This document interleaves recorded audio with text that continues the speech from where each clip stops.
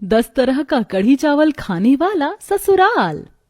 आओ पोता बहू, घर के अंदर आओ, इसे अपना ही घर समझो। अगले दिन सुबह गुंजन अपनी पहली रसोई का खाना बनाने रसोई में आती है, जहां बहुत सारे बेसन के कट्टे रखे हुए होते हैं और कुछ कट्टों में अलग अलग तरह के चावल रखे हुए होते हैं। बाप रे, ये रसोई में इतना सारा बेसन का कट्टा क्यों रखा हुआ है और ये इतने तरह के चावल क्यों रखे हुए? वैसे माँ ने कहा था कि पहले रसोई में कुछ स्वादिष्ट खाना बनाना, लेकिन यहाँ तो बेसन चावल के सिवा कुछ है ही नहीं। एक काम करती हूँ, बाहर जाकर मटर पनीर खरीद कर ले आती हूँ। भैया, सफल के मटर और पनीर मसाला और फूड क्रीम दे दीजिए। हाँ जी मैडम, रुकिए अभी देता हूँ। गुंजन सामान लेकर घर आती है और रसोई में जाकर पहली रसोई का खाना बनाना शुरू करती है और कुछ देर बाद डाइनिंग टेबल पर मटर पनीर पूरी पुलाव बनाकर सर्व करती है। सभी लोग खाने को देखकर मुंह सड़ाते हुए कहते हैं, हे राम, पोता बहू ये क्या बना दिया? पूरी? इस उम्र में मेरे दांत से पूरियां टूटेंगी। दादी सास, पुलाव भी है, पुलाव खाइए ना। क्या बहू, हमसे बिना पूछे पहली रसोई का खाना बना लिया तूने, और ये क्या अगड़म तगड़म बना लिया। हम लोगों को ये सब खाना पसंद नहीं है, हमें 10 तरह के कढ़ी चावल खाना पसंद है। क्या कढ़ी? क्या हुआ बहू, इतना चौंक क्यों रही हो? कढ़ी ही तो बोला है। और अब एक काम करो, ये सारा खाना उठाकर वापस ले जाओ और हमारे लिए गर्मा गर्म 10 तरह की कढ़ी चावल बना लो। चलिए भाभी, मैं आपको बता देती हूँ कि 10 तरह की कढ़ी चावल कैसे बनेगी। गुंजन अपने हाथों में सारा खाना उठाकर रसोई में आती है और सारे खाने को डस्टबिन में डालकर सारे जूठे बर्तन को धोकर कहती है, बोलिए नंद जी, कैसी कढ़ी बनानी है 10 तरह की? हाँ सुनिए, आप एक सिंपल कढ़ी बना दीजिए, एक मट्ठे वाली कढ़ी, एक अचार वाली कढ़ी, एक आमचूर वाली कढ़ी, एक प्याज पकौड़े वाली कढ़ी, एक बेसन के पकौड़े वाली कढ़ी, आलू के पकौड़े वाली कढ़ी, और एक में सरसों का तड़का डालकर कढ़ी बनाना, और एक में करी पत्ता डालकर कढ़ी बनाना, और एक कढ़ी 5 तरह के फौरन डालकर बनाना, और 10 तरह के चावलों में से चावल लेकर चावल बना लेना। ठीक है, अब मैं जा रही हूँ, आप फटाफट ये 10 तरह की कढ़ी चावल बना लो, हम लोग डाइनिंग टेबल पर इंतजार कर रहे हैं। अब 10 तरह की कढ़ी सुनकर गुंजन का माथा चकरा जाता है। हे भगवान, ये कैसे ससुराल वाले हैं, इतनी कढ़ी कौन खाता है? अपने पीहर में तो सिर्फ एक ही कढ़ी जानती थी मैं। अब गुंजन अलग अलग भगोने में तरह तरह के बेसन के घोल बनाती है, कुछ सब्जियों को काट कर उनके पकौड़े तलती है और 10 तरह की कढ़ी बनाकर डाइनिंग टेबल पर सभी परिवार को सर्व करती है। ये 10 तरह की कढ़ी डाइनिंग टेबल पर देखकर जो मजा आया है ना, वो तुम्हारी मटर पनीर और दाल मखनी को देखकर जरा भी नहीं आया था बहू। सॉरी पिताजी, मुझे पता नहीं था कि आप लोगों को सबसे ज्यादा कढ़ी पसंद है। वैसे कढ़ी तुमने बहुत स्वादिष्ट बनाई है। हाँ भाभी, भैया सही कह रहे हैं, लेकिन जिस हिसाब से मैंने आपको बताया था और आपकी शक्ल पर जो 12 बजे थे, मुझे नहीं लगा था कि आप 10 तरह की कढ़ी चावल इतनी स्वादिष्ट बना लोगी। अब सभी लोग कढ़ी को खाकर गुंजन की बहुत तारीफ करते हैं और उसके बाद सभी अपने अपने काम में लग जाते हैं। वहीं गुंजन 10 तरह की कढ़ी बनाकर बहुत ज्यादा थक जाती है, इसीलिए वह बिना कुछ खाए अपने कमरे में जाकर आराम करने लगती है। तभी देर शाम लंच में 10 तरह की कढ़ी बनाकर मेरी हालत बहुत ज्यादा खराब हो गई है। अब रात के डिनर में कुछ हल्का बना लेती हूँ। अब जैसे ही कुकर में दाल की सीटी बजती है, तभी सोफे पर बैठी सुधा और गायत्री कहती है, हाँ दैया, ये हमारे घर में सीटी की आवाज कहाँ से आ रही है? हमारे घर में तो कुकर में कुछ नहीं बनता, कढ़ी तो कढ़ाई में ही बनती है, जरा देख कर आना गायत्री। माँ जी, मैं अभी देख कर आती हूँ। गायत्री रसोई में आती है तो वह देखती है कि गुंजन ने कुकर में दाल चढ़ा रखी और पतीले में चावल, जिसे देख गुंजन भड़कते हुए कहती है, ये क्या कर रही हो बहू? तुमने किससे पूछकर ये कुकर में दाल चढ़ाई है? तुम्हें बहुत अच्छे तरीके से बताया था ना तुम्हारी ननद ने कि हम सबको कढ़ी चावल खाना बहुत पसंद है। तभी वहाँ पर गुंजन की जेठानी हेमानी आती है। क्या हुआ देवरानी जी, 10 तरह की कढ़ी चावल बनाकर हालत खराब हो गई क्या? नहीं, ऐसी कोई बात नहीं है, मैंने सोचा कि सुबह जब इतना कढ़ी खाया तो रात में कुछ हल्का बना लूं। अब इतना कहकर गायत्री वहाँ से चली जाती है। तभी वहाँ से हेमानी भी गुजर रही होती है, जिसे रोकते हुए गुंजन कहती है, सुनिए जेठानी जी, थोड़ी बहुत मदद कर दीजिए, ये अकेले 10 तरह की कढ़ी चावल बनाने से मेरी हालत बहुत ज्यादा खराब हो गई है। तो मैं क्या करूं देवरानी जी, कोशिश करिए, हो जाएगा। जब मैं आई थी तो मुझे भी नहीं आता था, लेकिन धीरे धीरे सब सीख गई और आपके आने के बाद अब थोड़ी तो फुर्सत मिली है। अब आप चाहती हैं कि मैं फिर से आपकी मदद करूं और 10 तरह की कढ़ी चावल बनाऊं? ना बाबा, मुझसे नहीं होगा, खुद कर लो आप। हिमानी बहाना करते हुए अपनी देवरानी को रसोई में अकेला छोड़कर चली जाती है, जिसके बाद गुंजन अकेले ही 10 तरह की कढ़ी चावल बनाना शुरू करती है। वो पहले बेसन को घोलती है, फिर कुछ पकौड़े को तलती है और कुछ कढ़ी में कढ़ी पत्तों से तड़का लगाती है, कुछ में सूखी मिर्च से, किसी में दही तो किसी में लस्सी डालकर 10 तरह की कढ़ी तैयार करती है और डाइनिंग टेबल पर सबको परोसती है।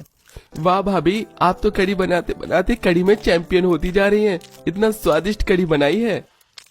हाँ सच में गुंजन, तुमने बहुत बहुत बढ़िया, बहुत स्वादिष्ट कढ़ी बनाई है। एक काम करता हूँ, कल घर पर अपने ऑफिस के सीनियर्स को बुलाकर लेकर आता हूँ। वो लोग राजस्थानी हैं और उनको कढ़ी खाना बहुत पसंद है। ओ भाई साहब, मेरा पहले यहाँ पर इतना दिमाग खराब हो चुका है 10 तरह की कढ़ी चावल तीनों टाइम बना बनाकर। अब ये महान हस्ती अपने ऑफिस के सीनियर्स को भी बुलाकर लेकर आ रहे हैं। ठीक है, ले आइएगा, मैं बना दूंगी। अब अगले दिन विवियन अपने ऑफिस के सीनियर्स को डिनर पर लेकर आता है और गुंजन उन सभी के 10 तरह की कढ़ी बनाकर डाइनिंग टेबल पर सर्व करती है। विवियन भाई, कढ़ी तो खाना चोखो बनो है। कढ़ी फुटारी कढ़ी बनो है विवियन भाई। मुझे राजस्थानी तो नहीं आती, पर thank you so much sir. अब तो अपनी प्रमोशन पक्की समझो। कुछ देर बाद विवियन के सभी ऑफिस सीनियर्स उसके घर से चले जाते हैं। अगले दिन सुबह, माँ जी बेसन खत्म हो गया है, तो खाने में क्या बनाना है? हाय दैया गायत्री, बेसन कैसे खत्म हो गया? रुक, मैं फोन करके अभी एक ठेला बेसन घर में मंगवाती हूँ। कुछ ही देर में घर के बाहर ठेले भर के बेसन के कट्टे आ जाते हैं और लेबर उन कट्टों को उठाकर रसोई में रखकर वहां से चले जाते हैं। जब पोता बहू अब 10 तरह की कढ़ी चावल बनाकर तैयार कर दे।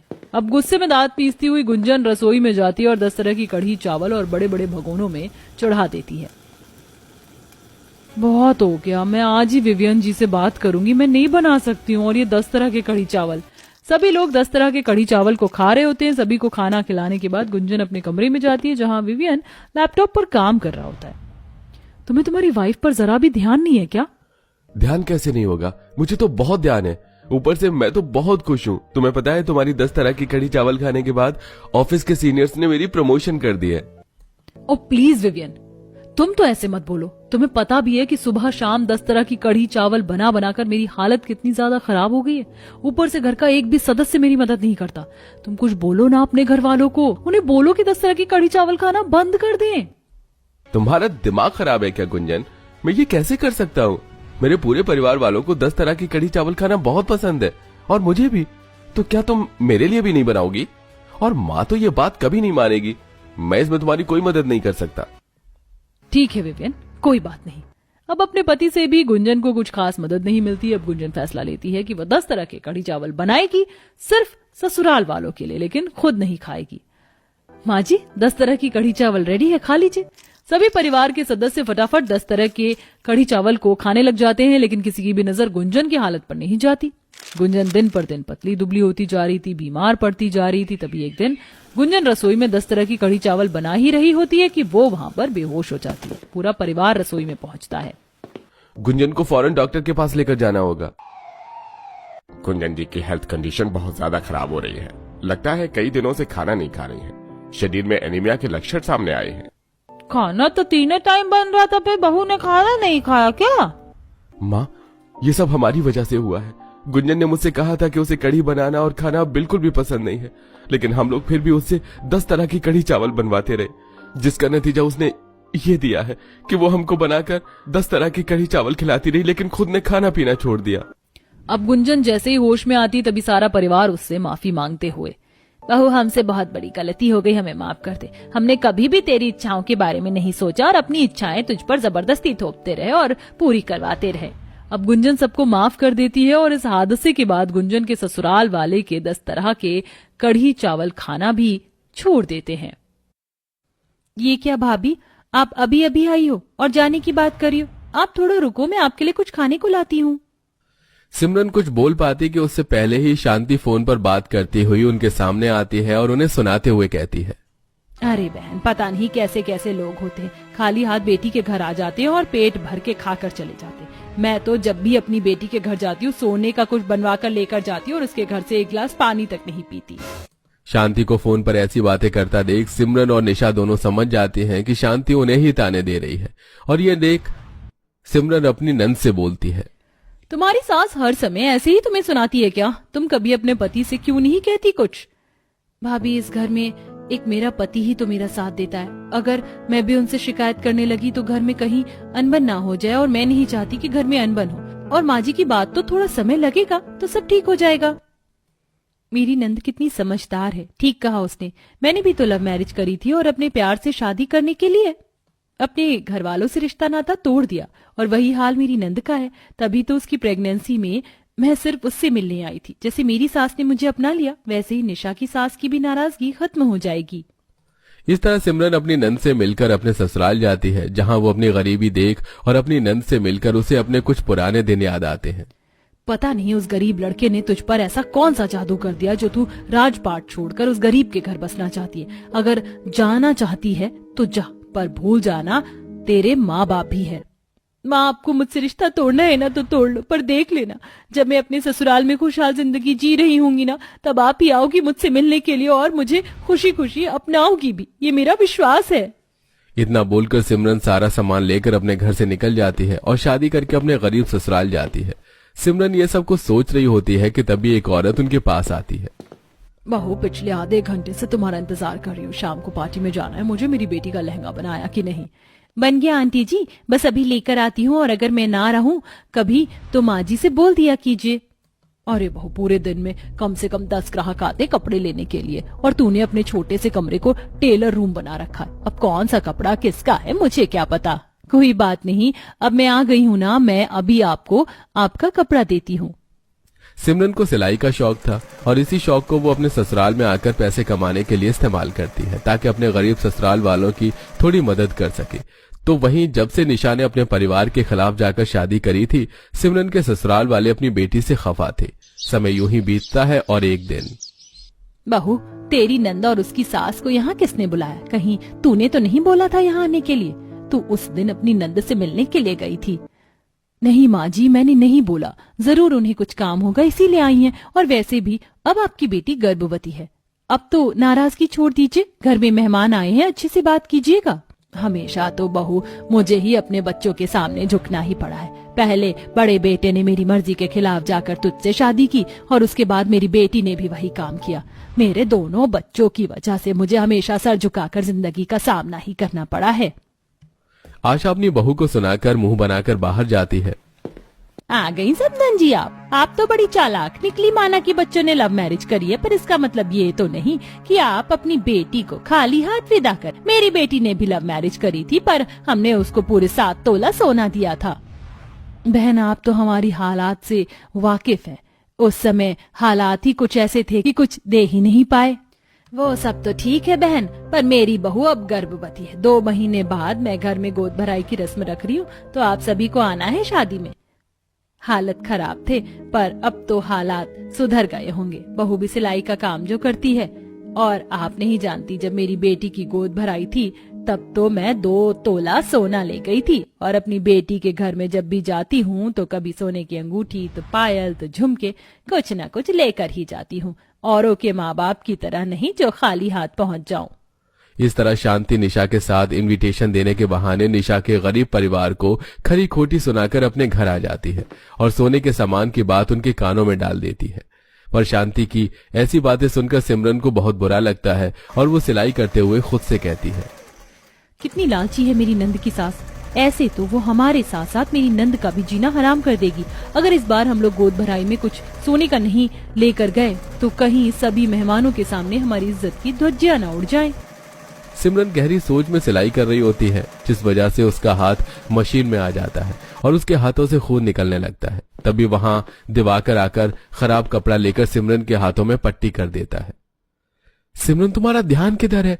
देखो कितना खून निकल रहा है हाथ से। माफ करना दिवाकर, मैं इतना ज्यादा सोच रही थी कि मुझे पता ही नहीं चला कि कब मेरी उंगली मशीन में आ गई। इस तरह सिमरन सारी बात दिवाकर को बताती है और सारी बात सुनने के बाद दिवाकर सिर पर हाथ रखकर बैठ जाता है। हम गरीब कहां से इतना सोना लेकर जाएंगे गोद भराई की रस्म में? हम गोद भराई की रस्म में अगर एक सोने का झुमका भी ले जाएं तो वो भी बहुत बड़ी बात होगी हमारे लिए। ऐसा मत कहो दिवाकर, हम गोद भराई की रस्म में भी जाएंगे और इज्जत से जाएंगे, और मैं अपनी नंद को 10 तरह का सोना भी दूंगी, और उस दिन अपनी नंद की सास की बोलती बंद करूंगी। ये मेरा खुद से वादा है। पर तुम करोगी क्या? दिवाकर, तुम तो जानते हो शादी से पहले मैं पैसे जोड़ा करती थी। मैंने आज तक वो पैसे संभाल के रखे हैं और मैं सिलाई भी करती हूँ। कुछ पैसे तुम्हारे पास भी सेव हैं और माँ जी भी कह रही थी कि इस बार वो अंगूठी बनवा कर ही निशा से मिलने जाएंगी। और तुम्हें याद है, शादी से पहले मैं एक प्रोफेशनल आर्टिस्ट से मेकअप आर्टिस्ट का कोर्स सीख रही थी। मैंने सोचा था कि शादी के बाद मैं ब्राइडल सजाऊंगी और अभी तो बहुत शादियां होंगी। मैं सोच रही हूँ कि मैं मेकअप का भी काम शुरू कर दूं।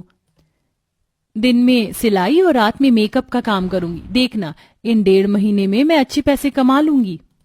सिमरन की बातें सुनकर दिवाकर की परेशानी थोड़ी कम होती है और अब सिमरन पूरे दिन सिलाई का काम करती है और आसपास के ग्राहकों से और लोगों से बात करके मेहंदी और शादियों में ब्राइडल को सजाने के लिए जाती है। दीदी, आने में आपने बहुत टाइम लगा दिया। अब मेरे पास सिर्फ 1 घंटा है। बारात बस आने ही वाली है। अगर मैं समय से तैयार नहीं हुई तो। तुम फिक्र मत करो, मैं कोई ऐसी वैसी मेकअप आर्टिस्ट नहीं हूँ, बहुत अच्छा मेकअप करना जानती हूँ। 1 घंटा मेरे लिए काफी रहेगा। इतना बोलकर सिमरन बड़ी ही सफाई के साथ उस लड़की का मेकअप करती है और उसे प्रॉपर ब्राइडल लुक देती है।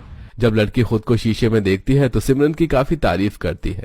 दीदी, आपने तो सच में बहुत अच्छा सजाया है। मैंने उम्मीद नहीं की थी। आपने जितनी मुझसे फीस ली उससे ज्यादा अच्छा काम किया है। 2 दिन बाद मेरी दोस्त की भी शादी है, आप ही उसे तैयार करना।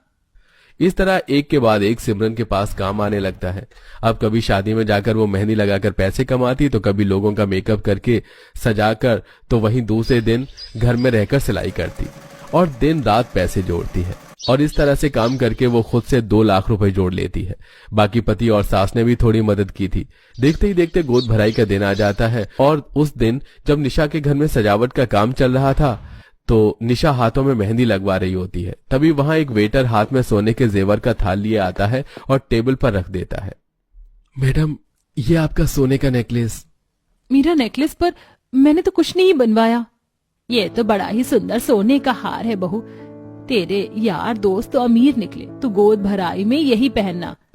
सोने का हार देखकर आशा की खुशी का ठिकाना ही नहीं रहता। अब वो खुशी के साथ घर की डेकोरेशन में हाथ बंटवाती है। अब जैसे जैसे मेहमान आने लगते हैं तभी वहां 3-4 वेटर हाथ में थाल में सोने का सामान लाते हैं और टेबल पर रख जाते हैं। एक के थाल में सोने के कड़े थे, एक में सोने के बड़े बड़े ईयरिंग और एक में थी सोने की नथ और मांग टीका। वो सब लेकर आते हैं। अरे भैया, आखिर तुम सब हो कौन जो सोने की चीज मेरे घर में एक एक करके लेकर आ रहे हो? बहू कुछ बताएगी तो मुझे। माँ जी, मैं भी नहीं जानती। मैडम, हमारा काम सिर्फ यहाँ डिलीवरी करना है, हम वही कर रहे हैं, ये आपको लेना ही पड़ेगा। और ये आशा बहन, तुम्हारे घर में आज तुम्हारी बहू की गोद भराई और सोने का सामान खुद चल कर आ रहा है, क्या बात है? सोने का सामान देख अब आशा भी घबराने लगती है।